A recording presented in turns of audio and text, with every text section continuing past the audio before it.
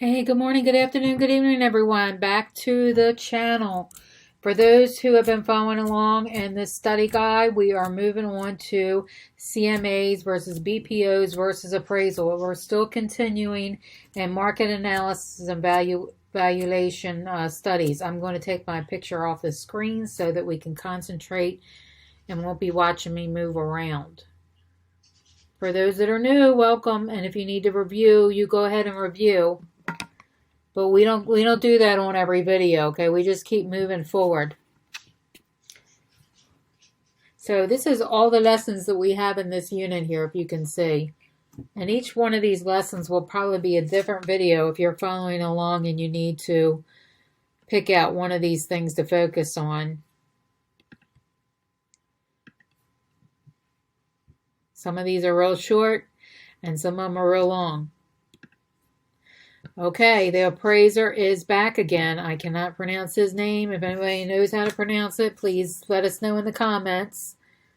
Let's talk about some different type of valuations because these are easily confused. The broker's price opinion is usually ordered by a bank in a foreclosure situation. They don't want to shell out the bucks for a full appraisal because it's probably in foreclosure status anyway. So they'll hire some real estate broker to give them an opinion of the price. Basically, it's just a CMA with a different name for a different purpose. And sometimes a relocation company will ask a broker to do one of these price opinion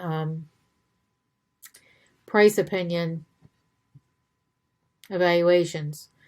So a CMA is what you're going to be doing quite often as a real estate agent. A lot of people will just ask for one of these so they can get the current updated estimate on what their value of their property is. You will become quite familiar with this and you will be doing it in your sleep. It is the most common thing asked by people that want to sell their house like right now or in the future. Because there's usually no listing at the end of the rainbow, if the broker paid something for the effort, but it's not much, maybe $50 to $200, I'd charge 5 times that amount. But as I say, the work I put into it is a lot more extensive. So I guess they're talking about the broker's price opinion on that. So the broker that might be a good little side hustle job if one of those things. Maybe I'll do a video on that. A broker's price opinion. They make $50 to $200 because they're not going to get paid for the sale of the house because it's a foreclosure. So that might be a good little side job. And I'm betting real estate agents could do that too. They'll hire some real estate broker to give them an opinion of the price, and it's just a CMA. So if you can do CMAs, you probably could do this. All right, anyway, I'll look into that. Okay, let's look at our resources, see where we're at here. If you want to take a screenshot of this, that'd be a good time right now. They got it broke down really good here by what everybody does. So a CMA is what you as a real estate agent will be doing when you become one. We're going to be positive, and you're going to get your license, and the study guide is going to help you. And a BPO is performed by the real estate licensee. So this could be a side job as a real estate. When you get your license, you could definitely do this BPO as a side job. You market yourself to some lenders. That would be awesome. Or relocation companies. So when you get your licensee, this would be a good little side job. I'll have to write that down if we're going to do something on that. You try to make some extra money when you are a licensee.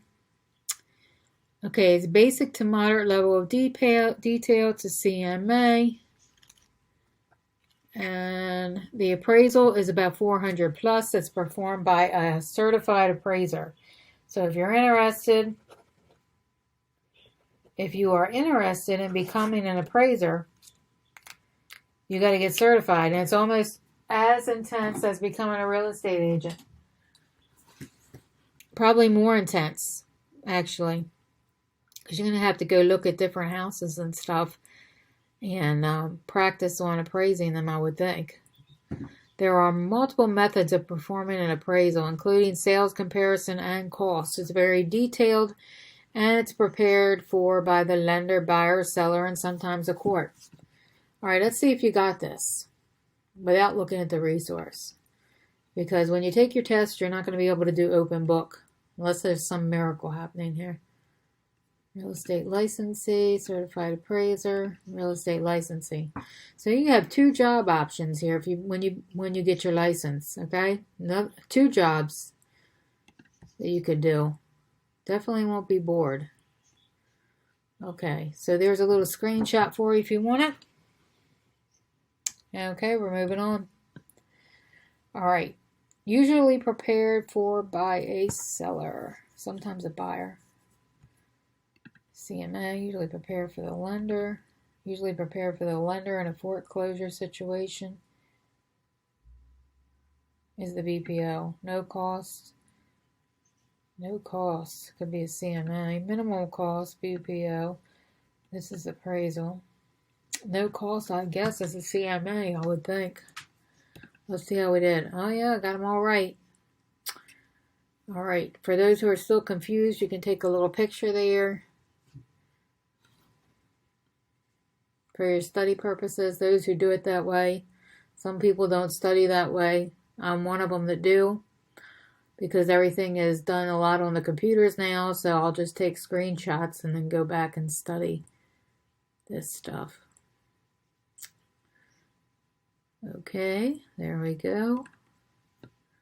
All right, with more questions. CMOs, BPOs, and appraisals also use slightly different methods when determining value. CMA, comparable sales, multiple methods. This is multiple methods. No. BPO uses comparable sales, okay?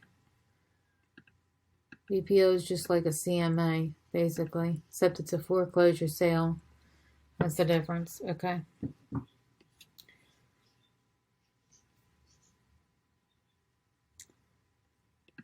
All right. All right, so that's the end of this video. Our end of lesson 2. Okay, that was lesson 2. CMA versus BPO versus appraisal. Whoops. Shoot, I think it just went back again. Okay, anyway, I'm going to end this video. And if you want to continue to the next lesson with me, be sure and join. Thank you.